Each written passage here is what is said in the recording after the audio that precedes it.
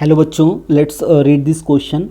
The question says an electromagnetic wave of wavelength lambda is incident on a photosensitive surface of negligible work function. If the photoelectrons emitted from this surface have de Broglie wavelength lambda 1, then prove that lambda is equal to 2mc divided by h into lambda 1 का whole square. तो इस question को solve करने से पहले कुछ की concept यहाँ पे डिस्कस कर लेते हैं. की कंसेप्ट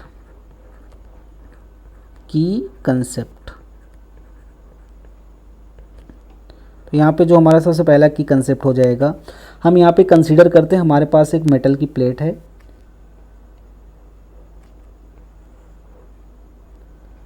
ये एक मेटल की प्लेट हो गई और इस मेटल की प्लेट के पास यहाँ पे क्या है, फ्री इलेक्ट्रॉन है. और इस मेटल की प्लेट का जो वर्क फंक्शन है वो कितना है, फाई 0. तो वर्क फंक्शन यहाँ पे क्या होता है कि जो मेटल प्लेट के पास जो फ्री इलेक्ट्रॉन है उनको बाहर निकालने के लिए जितनी मिनिमम एनर्जी हमें चाहिए, उस मिनिमम एनर्जी को यहाँ पे हम लोग क्या बोलते हैं, वर्क फंक्शन. तो यहाँ पे हम ये कंसीडर करते हैं, सपोज़ यहाँ पे लाइट को इंसिडेंट करा रहे हैं. यहाँ पे ये हमने लाइट को मेटल प्लेट की सरफेस पे क्या किया, इंसिडेंट कराया. और जो लाइट को यहाँ पे इंसिडेंट करा रहे हैं उस लाइट की जो एनर्जी है वो कितनी है, एच न्यू. तो यहाँ पे लाइट को हम यहाँ पे फोटोन मान रहे हैं और उस फोटोन की एनर्जी यहाँ पे कितनी है, E equal to H nu. H यहाँ पे है प्लैंक कांस्टेंट और न्यू यहाँ पे क्या है, इंसिडेंट फ्रीक्वेंसी. अब ये जो फोटोन की जो एनर्जी है ई, अगर वो वर्क फंक्शन से ज़्यादा हो जाएगा तब यहाँ से जो इलेक्ट्रॉन एमिट होगा उसके पास क्या होगी, काइनेटिक एनर्जी. तो यहाँ पे ये जूम कर लेते हैं, इंसिडेंट एनर्जी वर्क फंक्शन से ज़्यादा है तो यहाँ से एक इलेक्ट्रॉन क्या हो गया, एमिट हो गया. ये इलेक्ट्रॉन एमिट हो गया. जब यहाँ से इलेक्ट्रॉन एमिट होगा उस इलेक्ट्रॉन के पास यहाँ पे क्या आ जाएगी, काइनेटिक एनर्जी के मैक्स. अगर इस इलेक्ट्रॉन का मास m और अगर स्पीड कितनी है v, तो काइनेटिक एनर्जी यहाँ पे हो जाएगा हाफ mv². ये काइनेटिक एनर्जी हो गई जो इलेक्ट्रॉन यहाँ से क्या हो रहा है, एमिट हो रहा है.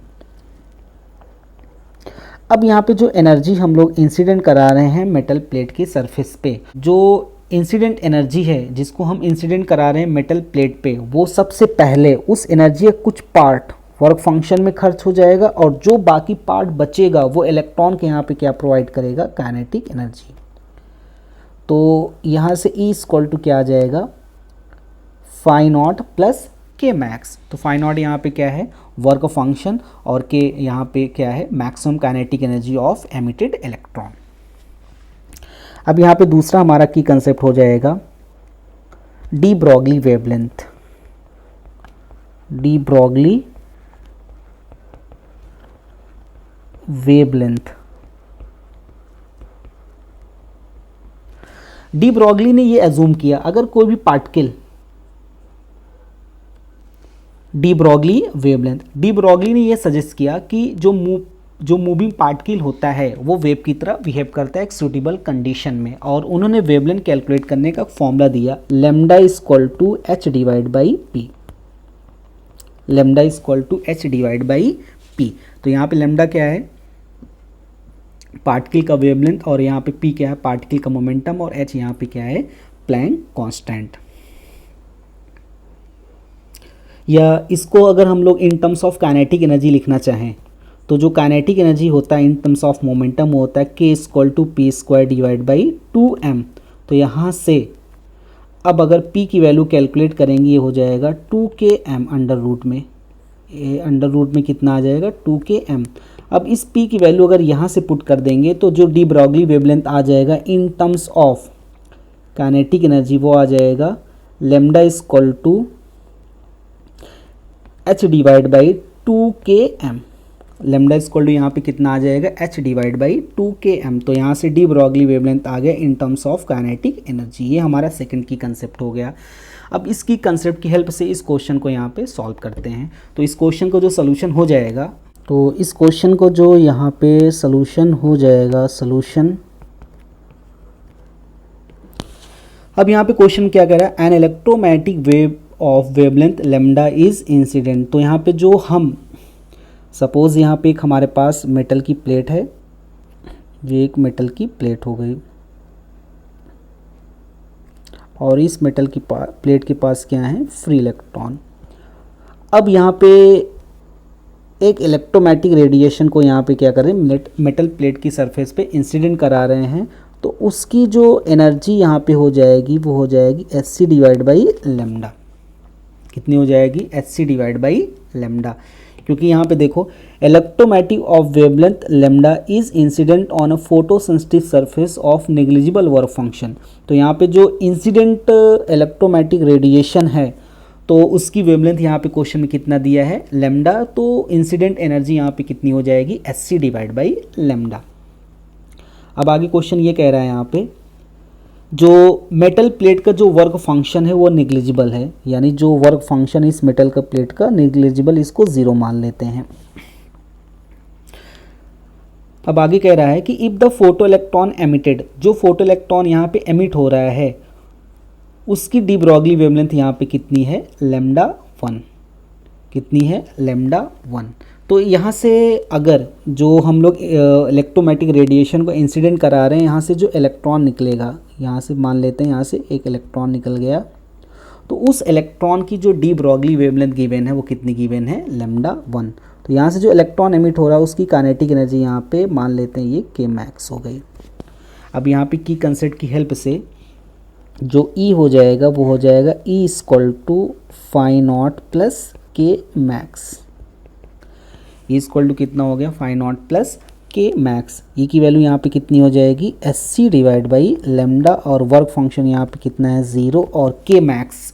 तो यहाँ पे हम k मैक्स की वैल्यू अगर कैलकुलेट करेंगे तो ये देखो, तो यहाँ पे जो हमने यहाँ पे लेमडा कैलकुलेट किया है, अगर यहाँ से k की वैल्यू कैलकुलेट करेंगे, k हो जाएगा h square divide by 2 lambda square into m। तो ये हो गया हमारा k, ये है काइनेटिक एनर्जी। अब यहाँ पे तो काइनेटिक एनर्जी यहाँ पे जो इलेक्ट्रॉन एमिट हो रहा है उसकी काइनेटिक एनर्जी हो जाएगी इन टर्म्स ऑफ वेवलेंथ, ये हो जाएगा h square divide by 2 lambda square into m।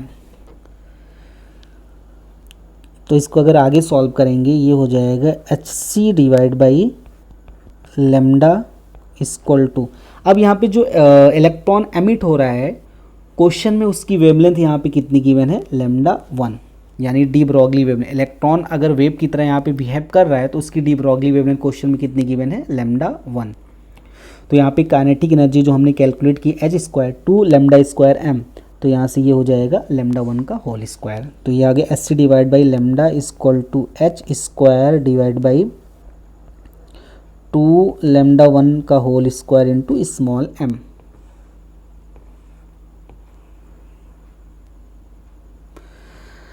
अब यहाँ से h से h क्या हो जाएगा, ये वाला h इससे एक से कैंसिल हो जाएगा, तो यहाँ से ये आ जाएगा c divide by lambda equal to h divide by 2 lambda 1 का whole square into small m।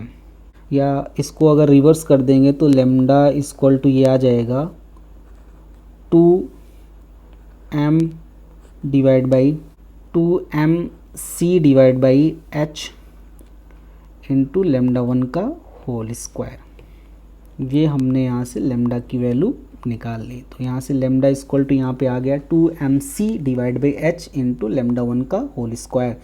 तो यहाँ पे यही हमें प्रूफ करना था, lambda equal to 2mc h into lambda 1 का होल स्क्वायर। तो हमने यहाँ से ये प्रूफ कर दिया, lambda equal to 2mc divide by h into lambda 1 का whole square. So we have proved this question using E equal to phi naught plus k max and de Broglie wavelength lambda is equal to h divided by under root 2k m. Hope you understood it well. Best of luck.